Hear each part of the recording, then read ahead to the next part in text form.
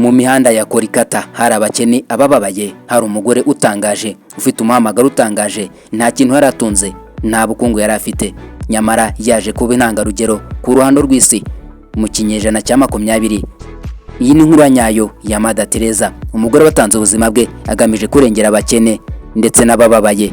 Mada Teresa yavutse mu kwezi kwa 8 tariki 26 z'ukwezi kwa 10. Avukira Sponge. Uyu munsi ni mu murwa mukuru w'amajyaruguru ya Macedonia. Umuryango we ufite inkomoko muri Albania. Papa we yari umucuruzi, yari umushoramari, nyina akaba yari umuntu wakundaga Imana, akagira impuhwe, agafasha abakene. Ibi ngibi Mada Teresa yabikomoye kuri nyina we yatangiye kwiga impuhwe ndetse no gufasha abatishoboye n'umutima mwiza ubugira neza. Ku myaka 12 Mada Teresa yafashe ya mbere atangira kujya mu iyobokamana, atangira kujya asenga. Ku myaka 18 Mada Teresa yaje gufata icyemezo gikomeye cyane, asezura umuryango w'ibyiherezo. Yinjiye mu itsinda ry'ababikira ryari riherereye Loreto muri Ireland. Iki cyemezo Mada Teresa yagifashe cyari gitangaje cyane. Mada Teresa ntiyongeye kubona abavandimwe be ndetse ntiyongeye kubonana n'ababyeyi be. Nyuma y'igihe gitoya Mada Teresa ari muri Ireland yaje kwerekeza mu Buhinde mu 1929. Aha mu Buhinde Mada Teresa yatangiye kwigisha mu kigo cy'umutagatifu Mary, cyari ikigo cya sekonderi muhitwa muri Calcutta. Mada Teresa niwe watangiye imirimo ye mu gihugu cy'Ubuhinde. Mada Teresa yaje guhabwa izina rya Sister Mary Teresa cyangwa se umubikira Mari Teresa. Ibi ngibi byaturutse ku mutagatifu Teresa wari uhari muri icyo gihe. Teresa ageze mu myaka 20 yakomeje gukora imirimo yo kwigisha. Muri icyo gihe aza guhindurwa umuyobozi muri icyo kigo. Ariko Mada Teresa nubwo yigishaga, nyuma y'ikigo hari imirimo yakoraga ijyanye no gufasha abakene bari bazengurutse kuri ayo mashuri. Ahageze mu mwaka w'1946 mu kwezi kwa 9 tariki 10 Mada Teresa yaje gukora urugendo rurerure. Yaje kwerekeza ahitwa Darjeeling. Aha Mada Teresa yaje kubona ibintu bitangaje, aho yaje kubona ko hari abantu bababaye bafite ubukene.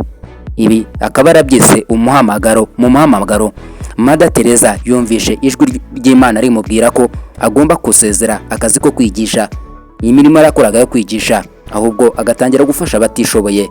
Ibi ngibi yatangiye kubikora, atangira gufasha abatishoboye ku mihanda, abarembye atangira kujya bafasha. Mada Teresa yafashe imyaka 2 ari mu rusengero, aho yarimo asaba urusha rumwemerera gusohoka mu babikira kugira ngo yerekeze hanze atangire gukora imirimo yo gufasha abatishoboye gusa. Nyuma mu 1948 Mari Teresa amaze igihe cy'imyaka 2 asaba uruhusha, yaje kwemererwa kuva mu mashuri y'ababikira cyangwa se ababikira bari bagomba kuba abihaye Imana. Mada Teresa mu kanzu y'umweru ifite imirongo y'ubururu, Mada Teresa yaje gukora urugendo rwazengurutse isi yose aramamara. Byari bitangiye, yari intangiriro. Mada Teresa yatangiye akora wenyine, nta mafaranga afite ndetse nta n'ikintu afite cyo kwifashisha uretse umutima w'urukundo rwonyine nibwo yari afite gusa. Mu 1950 Mada Teresa mu buryo bugaragara, mu buryo bweruye, yaje gukora itsinda ryo gufasha abatishoboye.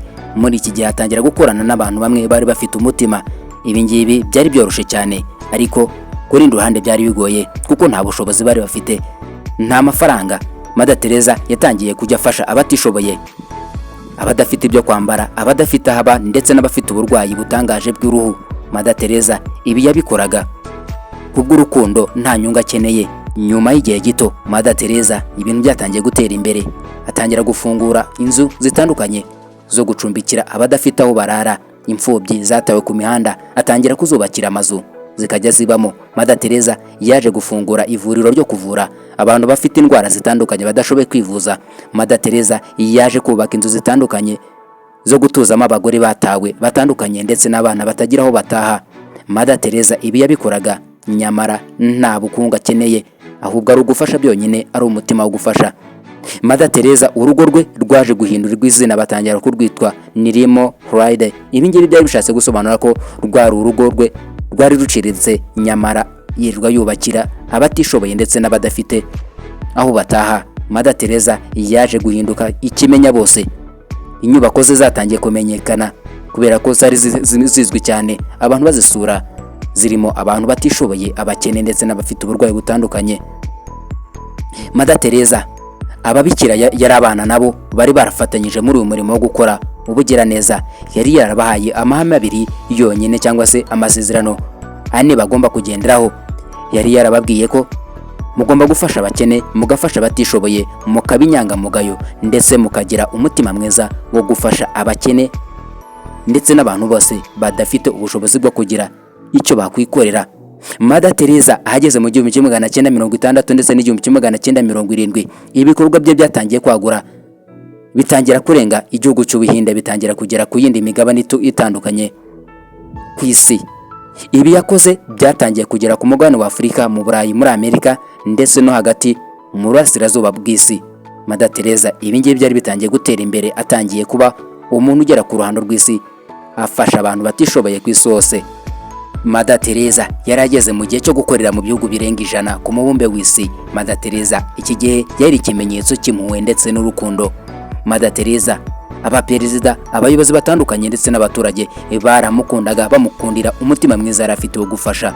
Mu 1979 Mada Teresa yaje kwakira igihembo cyitwa Nobel Peace Prize. Iki gihembo kikaba gihabwa abantu batandukanye babaye indashyikirwa ku mubumbe w'isi, bakozwe ibikorwa bitandukanye bigira rubanda nyamwinshi akamaro. Mada Teresa yaracyakiriye kubera urukundo yari akamaje kugaragaza ku mubumbe w'isi, afasha abatishoboye nta nyungu akeneye.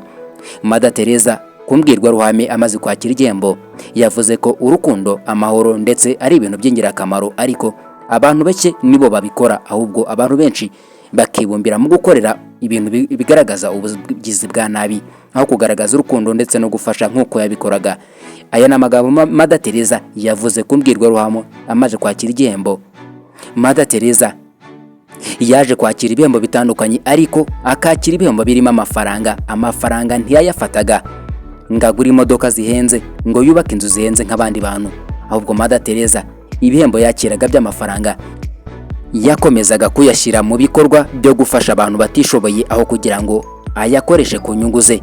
Mada Teresa hari ibindi bihembo yakiriye, ari cyo kimwe yahawe n'igihugu cy'Ubuhinde, gihabwa umuntu nanone witwaye neza mu gufasha abantu cyangwa se mu gukora ibikorwa bifitiye rubanda nyamwinshi akamaro.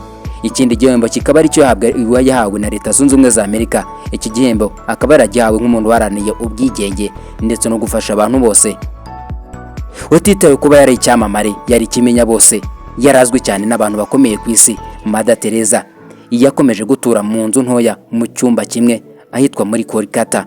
Ibyo bintu byari bitangaje, byari bigaragaza ko ari umuntu ukora atagamije ngo yamamare cyangwa se ngagire ubutunzi butangaje. Nyamara Mada Teresa nubwo yari ikimenya bose, akundwa n'abantu bamuramya nk'umuntu utangaje ku mirimo yakoze, Mada Teresa hari abantu bamwe banenze ibyo yakoraga, hari amagambo bagendaga bavuga bamunenga. Hari abavugaga ko Mada Teresa adafite amavuriro ahagije yo gufasha abakene. Mada Teresa abantu bamwe bavugaga ko yakira inkunga cyangwa se ubufasha buturutse ku bantu b'abagizi ba nabi b'abanyapolitike. Abandi bakavuga ko Mada Teresa bamushinjaga ko atemeraga ko abantu bakuramo inda cyangwa se ngo bakoreshe imiti itemerera abantu gusama inda, kubera ko Mada Teresa ntiyabyemeraga mu gihe cye. Abantu bari bamushigikiye, bari bashyigikiye ibyo Mada Teresa akora, basubiza bavuze ko Mada Teresa umuhamagaro we cyangwa se intego ye atari ukubaka ibitaro, ahubwo ari uguha urukundo abatarufite batawe. Mada Teresa hagomeje kuba ihangana rikomeye, basobanura amateka ye ndetse n'ibigwi bye, bamwe babyumva kimwe abandi ntibabyumva kimwe n'abandi. Mada Teresa yaje kwitaba Imana aharagana mu 1990. Mada Teresa akaba yaramaze igihe afite uburwayi bw'umutima. Ibi ngibi nubwo yari afite uburwayi bw'umutima, umutima udakora neza, Mada Teresa yari yarakomeje gukora umurimo w'urukundo, gufasha ndetse no kwita ku bantu bafite ibibazo bitandukanye. Mada Teresa ku tariki 5 z'ukwezi kwa 12 mu 1997 Mada Teresa yaje kwitaba Imana ku myaka 87. Mada Teresa mu mudugudu mu gice cya Kolkata. Mada Teresa yaje kwitaba Imana. Abahinde, igihugu cy'Ubuhinde kikaba cyaramukoreye ikiriyo, kikaba cyaratanze umunsi w'ikiruhuko cyo kumushingura nk'umuntu witwaye neza, agafasha abatishoboye, agafasha abakene. Ibi ngibi byari bitangaje. Abayobozi ndetse n'abantu bakomeye ku mubumbe w'isi bakaba baritabiriye umunsi wo kumushingura nk'umuntu wari wagaragaje impinduramatwara ndetse no kugaragaza urukundo ku isi.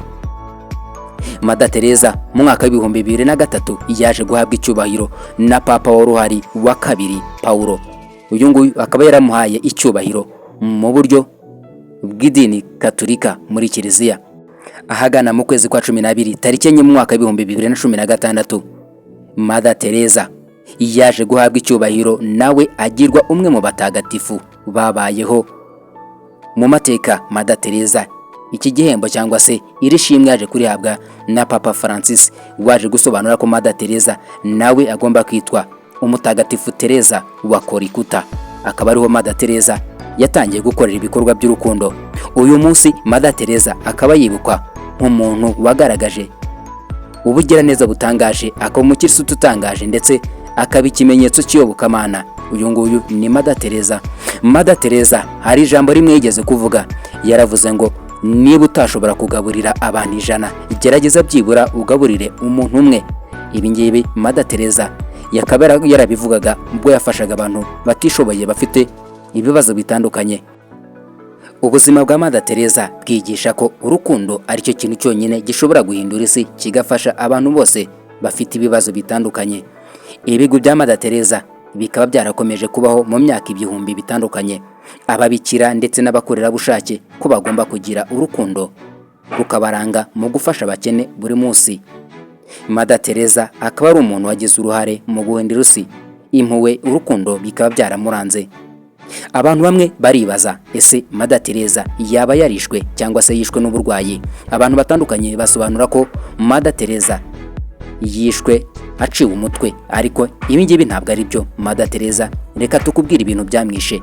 Mada Teresa yishwe n'indwara y'umutima yarayimaranye igihe, ariko reka dugusobanurira impamvu abantu bamwe na bamwe bavuga ko ashobora kuba yarishwe akaswa umutwe. Ikintu cya mbere bikaba ari ubugambanyi cyangwa se ibihuha byagiye bivugwa n'abantu batandukanye.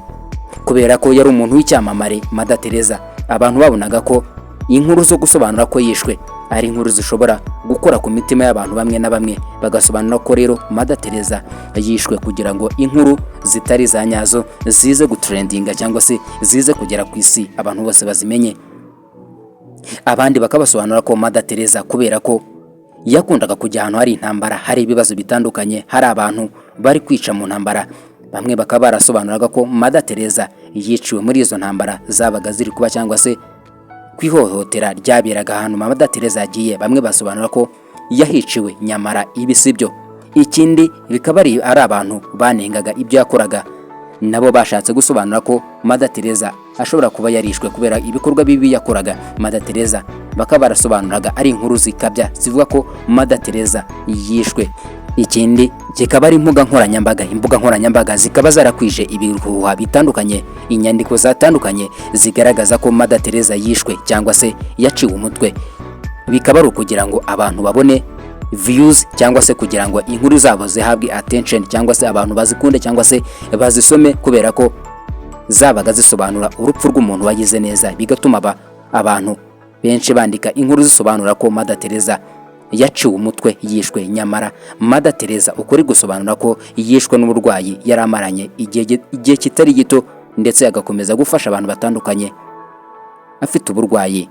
Iyi ikaba ari inkuru ya nyayo y'umuntu wabayeho wagaragaje urukundo w'igitsina gore, akaba yarafashije abatishoboye, abafite ubukene, abadafite aho bataha ndetse n'abadafite ababarengera. Mada Teresa akaba yarabafashije adategereje inyungu cyangwa se ubundi butunzi buhambaye. Niba wakunze ikiganiro, turagusaba ko wakanda subscribe kuri Feeling TV kugira ngo tujye tubana mu biganiro bitandukanye bijyanye n'amateka. Iyi yari Feeling TV. Ciao.